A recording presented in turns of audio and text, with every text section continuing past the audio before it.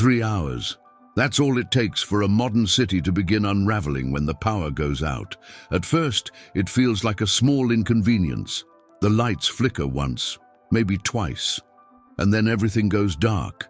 Your house falls silent in a way you're not used to. No refrigerator humming, no Wi-Fi router blinking, no distant buzz of electricity moving through the walls. You reach for your phone and turn on the flashlight. It's almost automatic. For a moment, it even feels a little adventurous, like camping inside your own home. But what most people don't realize is that a power outage is never just about the lights. It's about everything that quietly depends on them. Your water system, your communication, your food supply, your security. And the longer the grid stays down, the faster the normal world begins to disappear. Most people assume that when the power goes out, crews are already fixing it somewhere. A truck rolls in, a few switches are flipped, and life returns to normal in an hour or two. But when the outage stretches past the first few hours, something else begins to happen. Uncertainty. You check your phone again. No signal. The internet is gone. The television won't turn on. Suddenly, the outside world feels strangely far away. You walk to the window and look outside. Streetlights are dark. Entire blocks sit in silence. Somewhere in the distance, a car alarm begins to scream into the night, the only sound breaking the stillness. And that's when the first question quietly forms in your mind. How long will this last? Because the truth is, if the power stays out long enough, modern life doesn't just pause. It starts to break. And the first cracks begin much sooner than people think. Within the first few hours, refrigerators and freezers stop working.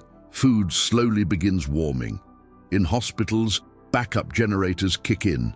Traffic lights fail, gas stations shut down. Most stores lock their doors because their systems no longer work. But inside homes across the country, most people are still calm. Candles come out, flashlights appear from old drawers. Someone jokes that it feels like the 1800s again. For the first night, it almost feels manageable. Almost. Because what very few people understand is that the real problems of a blackout don't start in the first few hours. They start the next day, when people wake up and the power is still gone. Morning arrives, but nothing changes. You wake up expecting the familiar sound of electricity returning, the refrigerator humming back to life, the coffee machine clicking on, the quiet buzz of the modern world restarting. But the house is still silent. Your phone battery is already lower than it should be. You check it instinctively, hoping for a signal, a notification, some sign that the outside world is functioning again. Nothing. Outside, the neighborhood feels different now. Not quiet like the first night, but tense. People are out earlier than usual. Some stand in small groups talking in low voices. Others are already getting into their cars, hoping the power might still be working somewhere else in the city. By mid-morning, the first real problem begins to show itself. Food. Refrigerators can only keep food cold for about 4 hours once the power goes out. Freezers last longer, maybe a day or two if they stay closed. But now, it's already been more than 24 hours. Milk starts to smell sour. Meat slowly warms. Frozen food begins to soften.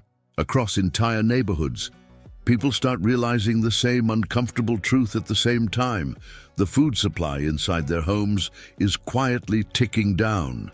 And when millions of people begin thinking about the same problem, things start to change quickly. Some drive to the nearest grocery store, but when they arrive, the parking lot is already crowded. The automatic doors don't open. Inside, the store is dark. Even if they wanted to sell anything, most modern stores can't operate without electricity. The registers don't work. The payment systems are down. The refrigeration units are off. And without power, food inside those stores is beginning to spoil too. Gas stations aren't much better. Most pumps rely entirely on electricity to function. No power means no fuel. Cars begin lining up anyway, drivers hoping maybe one pump still works. It doesn't. And slowly, something begins spreading through the city. Not panic, not yet, but a quiet realization. Everything people depend on, food distribution, fuel, communication, banking, water systems, all of it is tied to one invisible thing, the power grid. Without it, the systems that keep modern life stable begin to stall. Inside homes, people start conserving what little power they still have left. Phones are switched to battery-saving mode. Portable chargers are rationed. Candles replace lamps. And for the first time, a thought begins crossing people's minds that they hadn't considered the day before. What if this blackout isn't ending today? Because if the power stays out longer, the real test doesn't begin on the first day. It begins when the outage reaches the third. By the time the blackout reaches its third day, the atmosphere in a city changes in a way that's hard to describe unless you've experienced it. It's not just the darkness, it's the feeling that the systems people trusted their entire lives have suddenly stopped working. Phones are now almost dead. Most portable chargers were drained the day before. Without electricity, there's no easy way to recharge anything. The internet has been gone for over 48 hours. News updates stopped. Social media went silent. For millions of people, the outside world has shrunk to whatever they can see from their own street. Inside homes, the situation is becoming more serious. Refrigerators are warm now. Freezers have mostly thawed. A lot of the food people depended on is already unusable. Some families begin cooking what they can before it spoils completely. Others start rationing what little remains. Across the city, gas stations are still closed. Without electricity to run the pumps, the fuel sitting underground might as well not exist. Traffic is lighter now, not because people don't want to drive, but because many are saving the little fuel they still have. Hospitals are running on backup generators. Some businesses have shut their doors completely, and as the third night approaches, neighborhoods grow darker than most people have ever seen.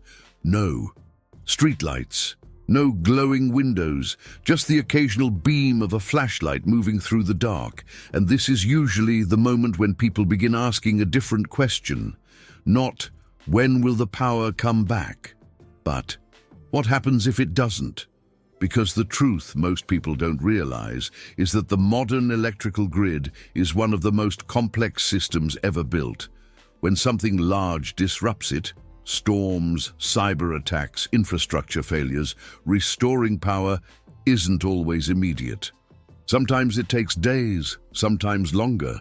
And that reality has pushed a growing number of people to start thinking differently about energy. Instead of relying completely on one fragile system, some families are quietly exploring ways to generate small amounts of electricity on their own. Simple backup systems, independent energy setups, things that can keep the essentials running when the grid goes down. Not massive installations, just enough power to keep lights on, charge devices, maybe run a few critical appliances. Because when the grid disappears for days at a time, having even a little control over your own energy suddenly becomes incredibly valuable. And by the time a blackout reaches 72 hours, most people wish they had thought about that sooner. But what many still don't realize is what usually happens after the third day. By the fourth day without power, something shifts inside people. At first, the blackout felt temporary, then it felt inconvenient. Now, it feels uncertain. You wake up again, hoping the lights will flicker back to life, but the house is still dark. Your phone is completely dead now. The outside world has become strangely quiet, almost disconnected from everything you once relied on. And in that silence, people begin to understand something most of us never think about. Modern life is built on electricity, not just comfort, everything. Water pumps, food distribution, communication, transportation systems, security systems, all of it. depends on one invisible network running quietly behind the scenes, the power grid. When that network disappears for a few hours, it's annoying. When it disappears for days, people start realizing how fragile the system really is. And this is why, over the past few years, more and more people have started looking for ways to become a little less dependent on the grid. Not because they expect the world to collapse overnight, but because they've seen how quickly normal life can change when electricity disappears. Some people install large solar systems, others buy generators, but many are discovering something much simpler. Small DIY energy setups that can produce limited electricity using basic components. Not enough to power an entire house, but enough to keep essential things running when everything else goes dark. Lights, phones, small appliances, just enough to maintain a sense of control. Recently, I came across a guide that shows how some people are building simple off-grid energy setups using surprisingly basic materials. It's called the Energy Revolution System, and it explains how individuals are experimenting with small-scale independent power generation at home. Now, to be clear, this isn't some magic solution that replaces the entire power grid, but for people who want to understand how alternative energy setups work and how to build a backup system for emergencies, it's definitely an interesting approach. If you're curious, I left a link in the comments where you can take a look and see how it works.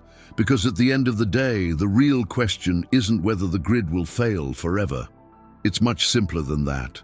The real question is this: if the power went out tomorrow, for 3 days, 5 days, or longer, how prepared would you actually be?